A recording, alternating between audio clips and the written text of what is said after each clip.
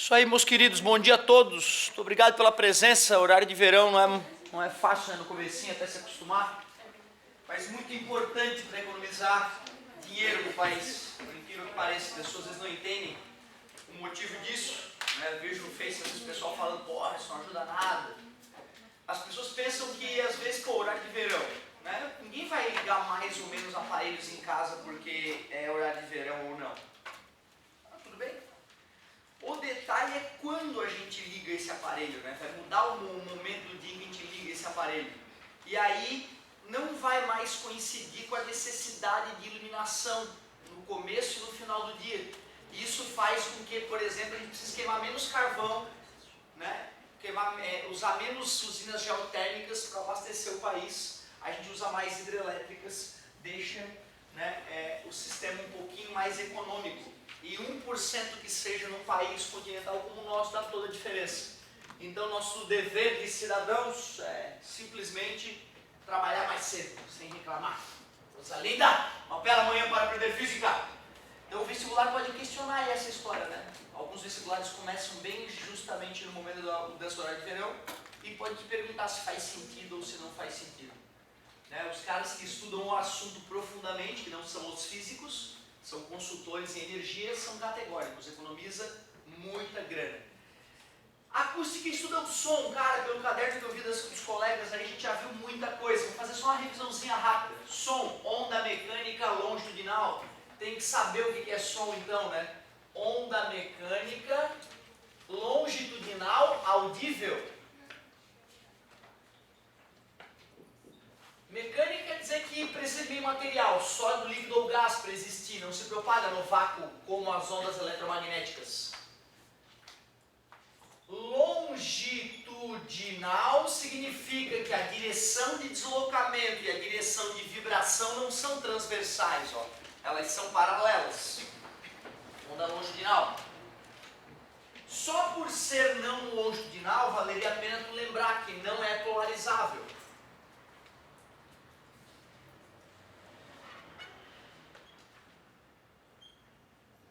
O que é polarizar uma onda? É obrigar que ela vibre em apenas uma direção. A onda longitudinal, ela já está vibrando só na direção paralela ao deslocamento, então de certa forma ela já é polarizada. Por isso que polarizá-la não faz sentido. E audível, para ser som tem que ser onda mecânica longitudinal audível.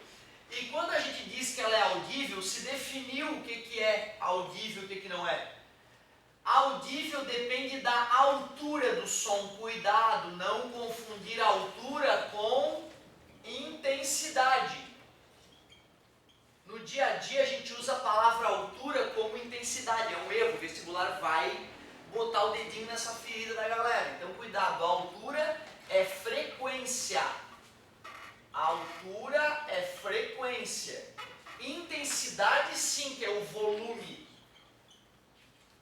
Que é, né, se o som está muito intenso ou está pouco intenso. O que define então se um som é audível em relação à altura é ele estar entre que frequências mesmo? Obrigado. 20 e 20 mil Hz. Um som de 20 Hz é considerado grave, um som de 20 mil Hz é considerado agudo. Acima de 20 mil não se escutaria, abaixo de 20 também não se escuta. Então é isso que a gente chama de som.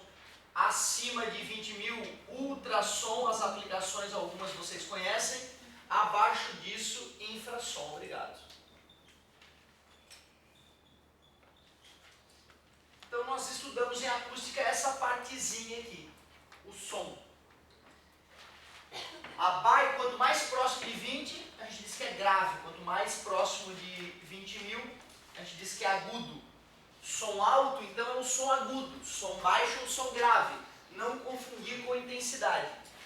Intensidade de uma onda sonora, galera, o que é mesmo? É potência dividida pela área onde a onda está espalhada. A máxima intensidade audível pelo ser humano é 1 watt por metro quadrado, havia uma jata colando na orelha. A mínima intensidade audível pelo ser humano é 10 na menos 12 watts por metro quadrado, equivalente a uma agulha caindo do outro lado da sala.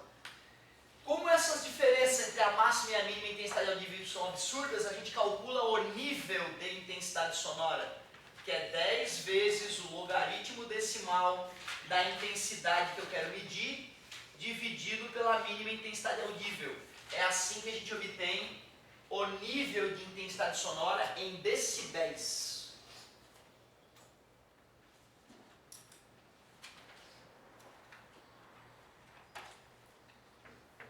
Nível de intensidade.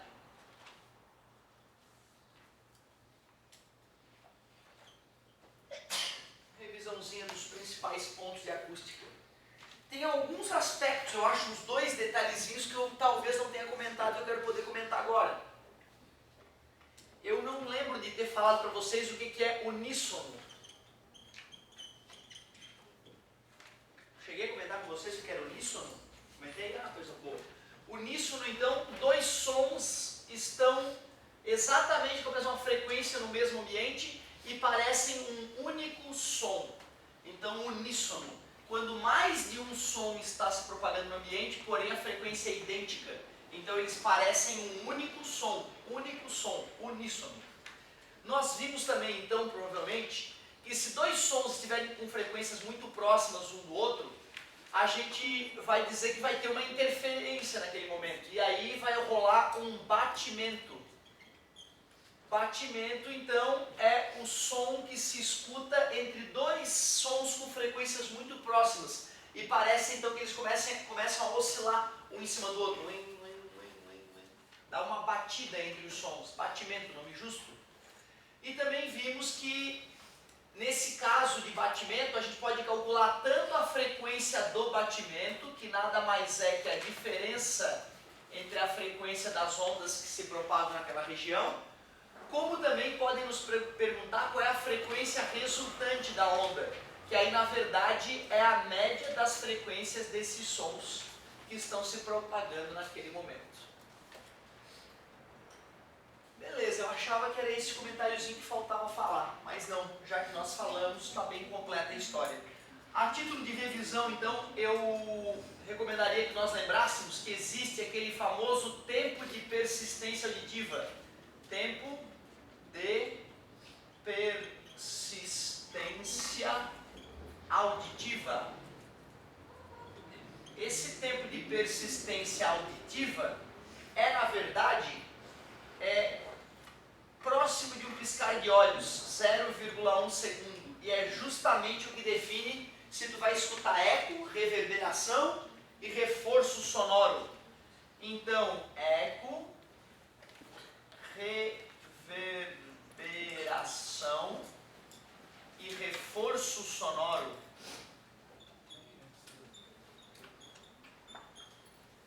Eco é quando o tempo de reflexão é maior ou igual àquele tempo de persistência auditiva. Se o tempo de chegada do som refletido comparado com a chegada do som original for maior ou igual ao tempo de persistência auditiva, a gente escuta eco, o cérebro separa um som do outro. Porém, se esse tempo for menor do que 0,1 segundo, porém maior, longe de ser nulo, aí a gente chama de reverberação. E se esse tempo for quase zero, aproximadamente zero, próximo de zero, que é o que acontece agora enquanto eu falo com vocês, aí a gente chama de reforço sonoro. Beleza. A título de revisão também na parte ondulatória, não custa, né, cara? Não custa lembrar rapidamente crista, vale, amplitude, que tem a ver com a energia que a onda se transporta. Onda não transporta matéria, só transporta energia. Tem a frente de onda, que é a região que separa a parte não perturbada da parte perturbada. Distância entre 2 cristas, comprimento de onda.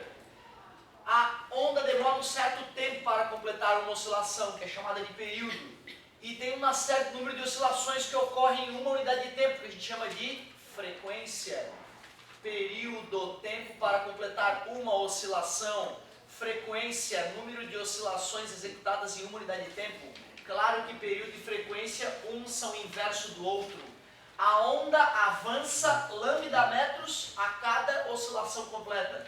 Portanto, já que velocidade é distância sobre tempo, que a gente pode precisar em algumas questões de acústica, eu também posso substituir comprimento de onda por período. E já que o período é o inverso da frequência, V igual a lambda vezes F, equação fundamental das ondas. Também vimos que quando a gente pega uma corda e aprisiona ela entre duas extremidades, vão se formar ondas estacionárias, que pode ser o primeiro harmônico, pode ser o segundo harmônico, e assim por diante. O aluno tem que lembrar que o harmônico, na verdade, é o número de ventres que se formam. Terceiro harmônico, 3 ventres. Tem que saber que essa região é chamada de nó. Essa região também é um nó. Aqui nós temos outro nó. O segredo para matar questões de ondas estacionárias é comparar o tamanho da corda vibrante com o comprimento de onda. Nesse caso eu tenho um ventre, e um ventre é meio comprimento de onda. Um ventre. Portanto, um ventre, que é meio comprimento de onda, é igual ao tamanho da corda toda. Se fossem 2 ventres, 2 meios comprimentos de onda é igual ao tamanho da corda. Terceiro harmônico, 3 meios comprimentos de onda é igual ao tamanho da corda. Para o enésimo harmônico, N que multiplica lambda sobre 2 é igual ao tamanho da corda vibrante. Mostrei para vocês a equação de Taylor? Mostrei? Tem uma coisa nova? Só revisãozinha até agora, então. Também não custa lembrar, cara, que se nós formos mexer com tubos sonoros, vai funcionar com a mesma matemática das ondas em cordas. Então, se eu tiver um tubo sonoro aberto nas duas extremidades, nós vamos perceber que a ideia continua valendo. Tubo aberto, então, vou fazer os 3 primeiros casos clássicos. A gente enxerga como é que o ar vibra dentro de um tubo sonoro através do tubo de Kundich, aquele experimento com um tubo transparente e poeira. Primeiro harmônico de um tubo sonoro é quando o ar vibra dessa maneira. O segundo harmônico de um tubo sonoro é quando o ar vibra desta maneira.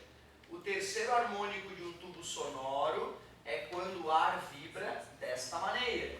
Parece estranho o ar vibrar dessa maneira, né? Mas é fato. Tubo de Kundich, comentei também o tubo de Kundich provavelmente. Se esses tubos têm um comprimento L, tu vai lá e conta, ó, um ventre é lambda sobre 2. Esse é o tamanho do tubo. 2 ventres, esse é o tamanho do tubo. Mata a charada. 2, 3 ventres. Cada ventre é lambda sobre 2. Esse é o tamanho do tubo. Para o enésimo harmônico, N lambda sobre 2 é igual ao tamanho do tubo. E finalmente, para finalizar nossa revisãozinha das partes mais importantes dessa matéria, tubos fechados. Tubos fechados é a parte perigosa, eu diria. Quando um tubo é fechado e nós vamos fazer o experimento de Kundich, nós percebemos que as maneiras como o ar pode vibrar no tubo é assim, ó. Primeiro harmônico, terceiro harmônico, quinto harmônico,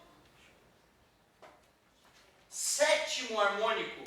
Se esses tubinhos todos têm o mesmo tamanho L, como é que eu relacionaria o comprimento de onda com o tamanho do tubo, né, onde o ar vibra?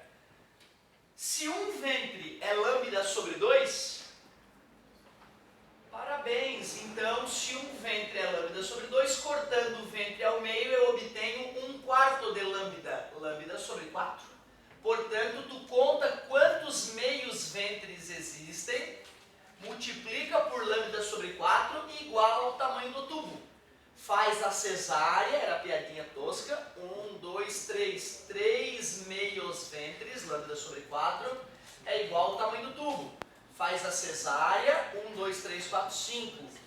Como vocês podem perceber, são números ímpares, então é 7 o próximo. Se fosse o enésimo harmônico, escreveríamos N lambda sobre 4 é igual a L. Como esse N é um número ímpar, alguns materiais gostam de escrever o número ímpar como se fosse 2N menos 1. É como a gente gosta de escrever o número ímpar na matemática, né? Se eu uso no N o número natural, 2N menos 1 vira um número ímpar.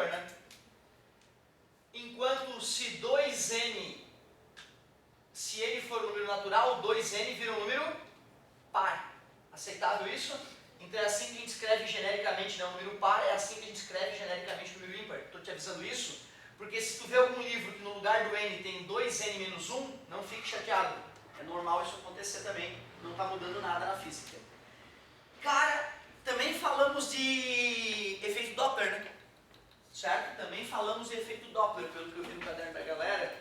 Nós vimos que quando há movimento relativo entre fonte sonora e observador, né, ou escutador, se tu preferir, muda a frequência percebida pelo observador.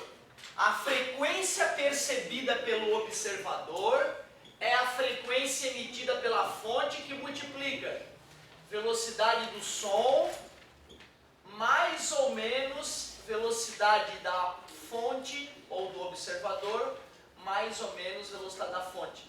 Não importa, na verdade, aqui onde é que está o observador, onde é que está a fonte, por incrível que pareça. A única coisa que importa é tu saber usar o mais e o menos, né? Te mostrei, então, que quando ocorre aproximação relativa, a frequência tende a aumentar. Quando ocorre afastamento, a frequência tende a diminuir. Se eu uso mais na parte de cima, eu aumento o resultado. Se eu uso menos na parte de cima, eu diminuo o resultado. Porém, se eu uso mais na parte de baixo, eu diminuo o resultado. Se eu uso menos na parte de baixo, eu aumento o resultado. E isso é que é muito perigoso. Efeito Doppler. Cara, já chega de revisão. Chega. Na próxima aula, né, vamos fazer alguma coisa nova, pelo amor de Deus. Vou fazer algum exercício, então. Se alguém quiser pedir o seu, fica à vontade. Senão eu vou na sorte aqui, quer ver? Com licença, não, desculpa, eu vou dar.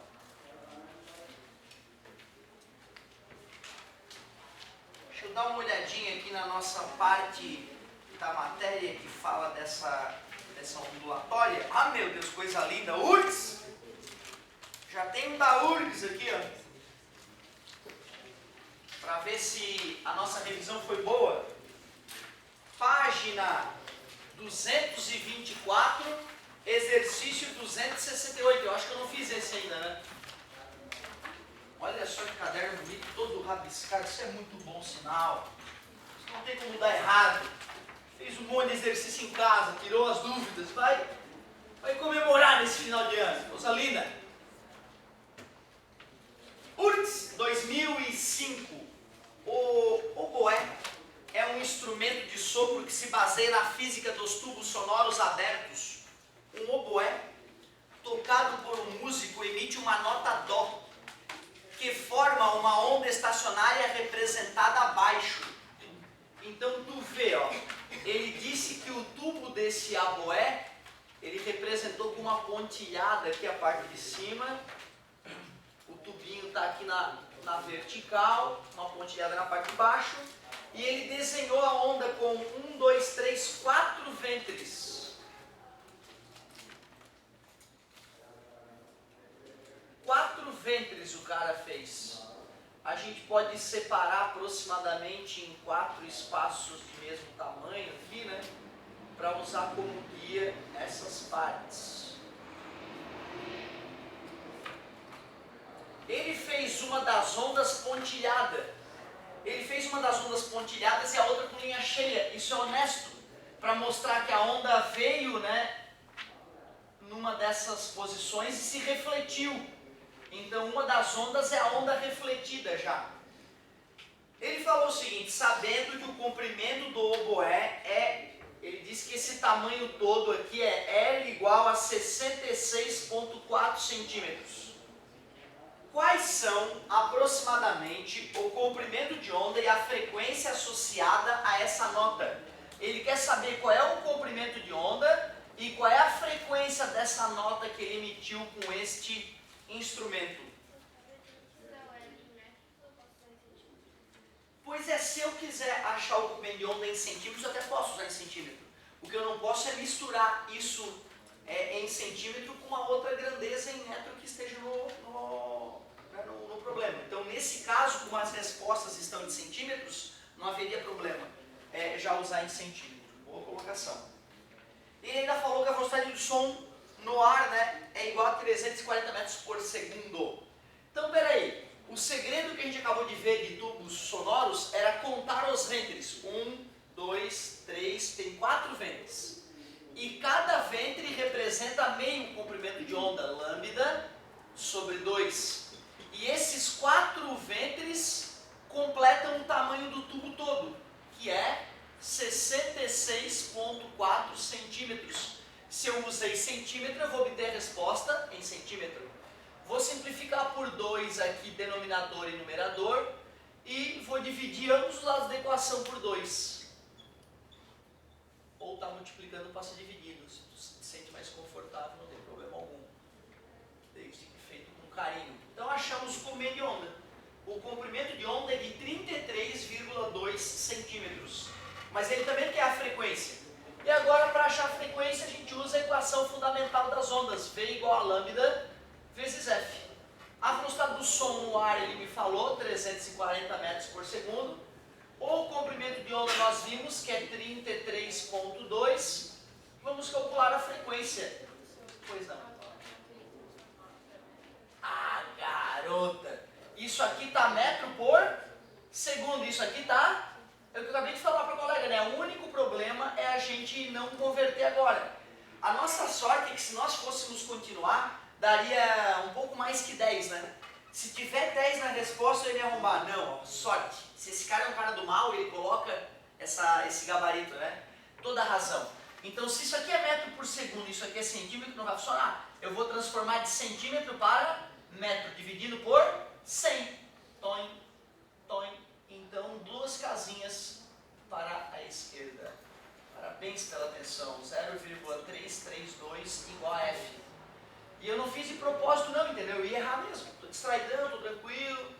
Aí, por sorte, claro, de repente, na hora de olhar a resposta final ali, eu ia perceber que não tem o valor que eu gostaria, né? Mas é um erro, é um erro. Tem que mostrar para o aluno que até o professor, não importa quantos anos ele esteja dando aula, se ele se distrair, ele vai errar. Tem que fazer com muita concentração. Vamos fazer essa divisão. Com a minha pouca experiência, cara, eu percebo que às vezes os alunos erram mais nessa parte final de matemática do que na parte de física. Vamos ver o que está acontecendo aí. 340 dividido por 0,332 igual às casas, elimina a vírgula. Na verdade, quando eu igualo as casas, eu não estou fazendo nada. Botar esses zeros ali não está alterando o número. Quando eu elimino a vírgula, na verdade verdadeira, eu estou multiplicando ambos os números por 1000. Por isso que a divisão não vai se alterar. Vai dar aproximadamente 1,332, sobra 8. Muito perigoso isso. Abaixa um zero, não foi o suficiente. Quer baixar mais um zero? Tem que pagar, né? Certo? Baixei o segundo zero, já dá para dividir. Vai dar quanto aproximadamente? 2, 4, 6, 6. 10 menos 4 é 6, 9 menos 6 é 3, 7 menos 6 é 1. Tenho uma, né, baixei esse zero, baixei esse zero. Eu tenho mais um zero meu para baixar. Aquele zero que é meu eu posso baixar automaticamente. Aproximadamente 4. 2 vezes 4, 8. 12 foi 1. 12 mais 1, 13. Sobrou 32, vírgula para baixar o primeiro zero. Zero para poder baixar mais um zero, né? Se nós quiséssemos, né? Isso é muito perigoso, aquele zero depois da vírgula tira muita gente da jogada. Beleza, ficamos com 1024 aproximadamente. 1024 Hz. Legal. Então, questãozinha da URGS, tu vê, né, cara? De uma federal não era das mais difíceis. Estava relativamente acessível. Bonito de ver isso aqui, hein? Coisa linda. Um monte de questãozinhas resolvidas aqui. Show! Galerinha, se vocês quiserem pedir alguma específica, fiquem à vontade, tá? Porque realmente não tem, assim, uma grande quantidade de exercício dessa parte aqui pra gente. Muito obrigado, hein?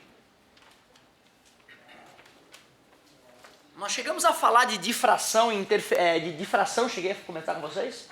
Certo. Claro, meu querido. Ai, tu alegra minha manhã. Só a caneta verde, né? Que foi um erro.